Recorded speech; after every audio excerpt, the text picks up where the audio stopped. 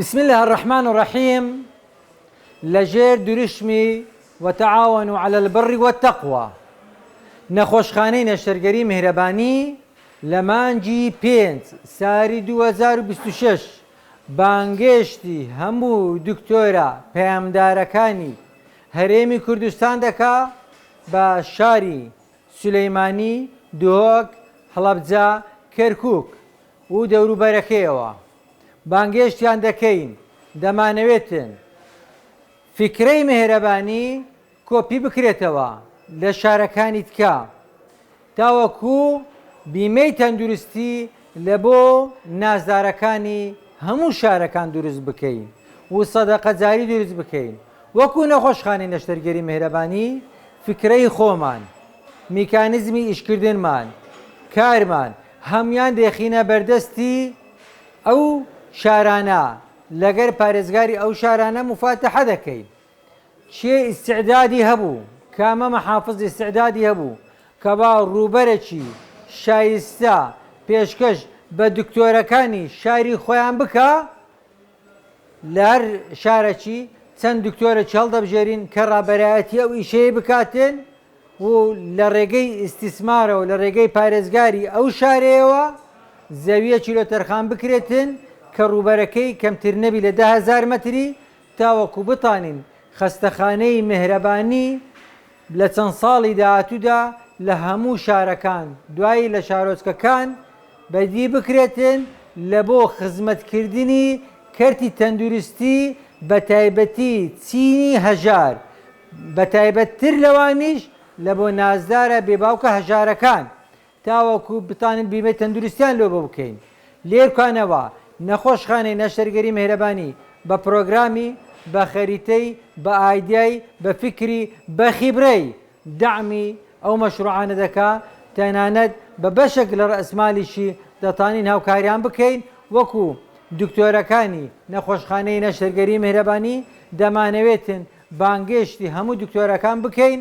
لەوانەیە ئەمن نیان ناسم لە ڕێگەی ئەو سۆشەڵ میدیاوە ژمارەی شەخصی خۆم بڵاو دەکەمەوە، هەر دکتۆرێک لە هەر شارێکی بی لە هەر پسپۆریەکی بیتن دەتانی پەیوەندیمان پێوە بکاتن 0750 467 41 88 ژمارەی واتساپ، تەلیگرام، ڤایبەری خۆمە دەتانی پەیوەندیمان پێوە بکاتن و تەعاڕف بکەین. لە مانگی 5ەوە هەموو دکتۆرێکی پەیامدار بانگێش دەکەین لە بۆ نەخۆشخانەی نەشتەرگەری مهرەبانی وەکو کۆنگرێکی گەورە، دیدارێکی گەورە ساز دەکەین، بانگێشتیان دەکەین تاوەکو پلان دابنین لە بۆ دروستکردنی نەخۆشخانەک بە هەر ناوەکی بی گرنگ نییە، بەڵام بە فکرەی مهرەبانی بی تاوەکو بیمەی تەندروستی لە بۆ یەتیمەکانی ئەو شارەی دابین بکاتن. ئەوەش دەبێتە سەدەقە جاریە.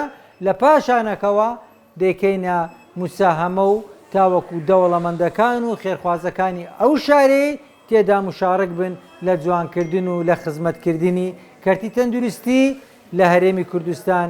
مهرەبانی جوانکردنی کەرتی تەندروستیە، بە هەمومان خزمەتی هەمووان دەکەین، هی هەمووانین لە بۆ هەمووانین.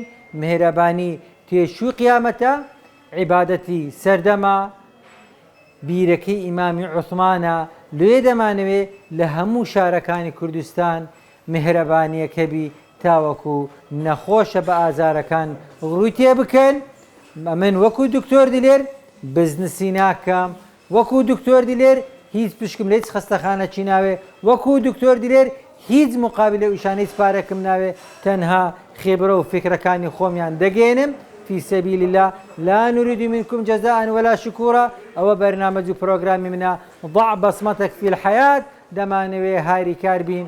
لێرەوە پەیامەک لە بۆ پارێزگارەکانی شارەکانی کوردستان پێمان خۆشە ئیستیسماری گشتی، ئیستیسماری هەیئەی ئیستیسماری شارەکان پەیوەندی بکەن، کار ئاسانیمان لەگەر بکەن و ئەمەش لە دەرگایەکانیان دەدەین و سەردانیان دەکەین تاوەکو بتانین بە هەمومان بە یارمەتی حکوومەتی هەرێمی کوردستان و کۆمەڵک دکتۆری خێرخوازی پەیامداری چاکەکار و کۆمەڵک دەوڵەمەندی دڵساف و خۆشەویست لە بۆ کورد و کوردستان و کۆمەڵێک خێرخواست هەمومان بەیەکەوە مەشروعی مهرەبانی پەرە پێ بدەین و گەشەی پێ بدەین و فراوانی کەین هەم لە ڕووی ئاسۆیی هەم لە ڕووی ستونی دەمانەوێت بەش و کاری جوان و وەکو ئەو منداڵە جوانەی کە تازاتکە دنیاە بێتە ناو دنیایەکی کە پڕیبی لە مهرەبانی بەردەوامین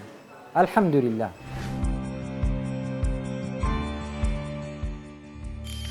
میهرەبانی دڵسۆزی و لێزانی